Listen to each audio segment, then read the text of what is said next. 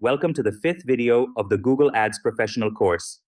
In this video, we'll dive into how to craft killer ads that drive high engagement and traffic, all while reducing your cost per click, CPC. Let's jump into our ad account. In the last session, we covered budget and bidding strategies, campaign settings, and explored keyword match types. Now, it's time to write ads. After this, we'll only need to add extensions, and we'll be done with Google search campaigns. Before we start, a quick note. When doing keyword research, make sure all the keywords are reflected on your landing page. Cross-check this, as it impacts your keyword quality score. If keywords are missing, either update the landing page yourself or inform the team responsible. This ensures your content aligns with your ads. All right, let's get into the ads section. Depending on your view, you may see either the older expanded search ads format, which is being deprecated, or the responsive search ads format. From July onwards, only responsive ads will be available, allowing multiple headlines and descriptions. Google will then rotate and optimize them automatically. At the top, you'll notice Ad Strength, which offers suggestions on headlines, popular keywords, and how to improve your ads' effectiveness. Remember, this is just a guide. The first field you'll encounter is the final URL. This is where your users will land when they click your ad. For example, if I'm running an ad for eToro, I'll copy the eToro homepage URL and paste it here. Just like that, users who click my ad will be directed to the homepage. Make sure to select the right page for your final URL and paste it in this field.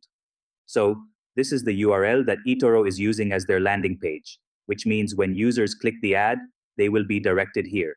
This is the final URL being used. Now, if you look at the preview on the right-hand side, you can see a live update of how your ad will appear. You can switch between mobile and desktop views. Let's focus on the mobile view for now. I'll just hide the preview for a moment. If your website has subsections, like it's not just go.etoro.com, but includes a longer path, the preview will display only the main domain. This is because Google automatically shortens the URL, showing only the primary domain to keep it clean. The next optional part is the display path. Many companies use this feature strategically. The primary function is to show users which section of the website they'll land on. For example, if Amazon is running an ad, they might use amazon.com as the final URL, but add men's fashion or electronics to the display path, signaling to users exactly where they'll be directed. However, some companies use this as a hack. Let's say a real estate company is promoting a project called Peace Builders. They might buy a domain like peacebuilders.com and add official to the display path. So, when users search for the project, the ad appears as peacebuilders.com official. This gives the impression that it's the official site, increasing the chances of clicks, even though the display path isn't regulated by Google. In our case, we'll stick with etoro.com, but if we were running a crypto ad set, we might add a crypto section to the display path. It's flexible based on how you want your ad to appear. Next, let's move on to the headlines.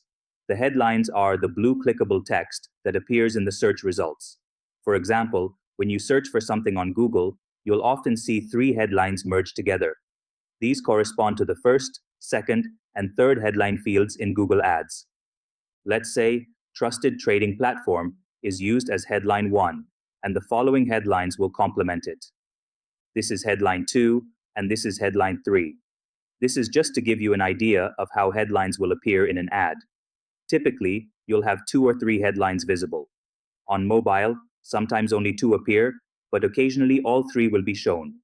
However, the first 2 headlines will always be visible, while the third is optional and may or may not appear, depending on the device or ad placement. Now, when writing headlines and descriptions, your goal is to make them engaging so that people click on them, boosting your CTR, click-through rate. There are a few best practices to follow, but the key principle is simple. Always think like your audience. Imagine yourself as a potential customer, searching for the keywords in your ad group. What would grab your attention? For example, let's say we're working with the crypto ad group, and the keywords are buy crypto, buy Bitcoin, and buy XRP. You need to consider the user's intent. If someone is searching for these terms, their goal is clear: they want to buy. If they're looking for the best trading platform, they are seeking a reliable solution. Since your ad groups are keyword specific, you already know the theme and intent behind those searches. Your job is to craft headlines that directly address that intent and provide value. Writing great ads is simpler than it seems. Here's a straightforward approach used by agencies. The first step is to draft your ad copy with the user in mind, then review and refine it to ensure it's as engaging as possible. The second step is to research your competitors. Go to Google, enter the keywords you're targeting, and see what ads your competitors are running. For example, I searched for XRP and noticed that some brokers are promoting ads with the message, "Buy crypto today with zero commission fees." This gives me an idea of what others are doing and allows me to think about how to write something even more compelling. For instance, if zero commission fees is a key draw, I can consider including that or an even stronger incentive in my own ad.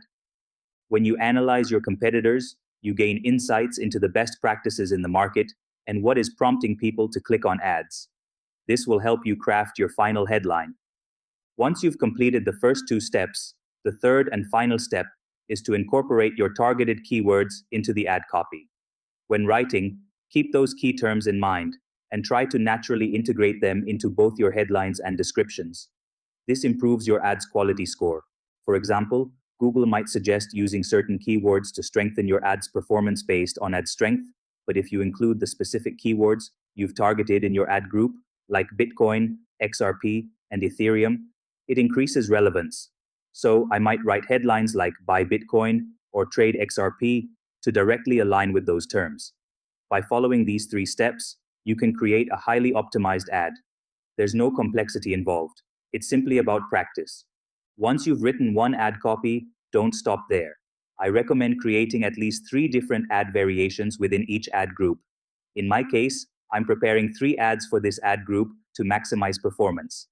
Now let's move on to the description. This is the gray text you see below the headlines in an ad. Sometimes the headlines might be short or unclear, and that's where the description plays a vital role. This is your chance to explain what you're offering in more detail. The best practice here is to ensure the description aligns with the landing page and offers a clear value proposition. It could highlight features like zero commission, 24/7 trading, or no withdrawal fees, so users know exactly what benefits they'll get when clicking the ad. Once you've finalized your ad copy, including the headlines and descriptions, you can click Done.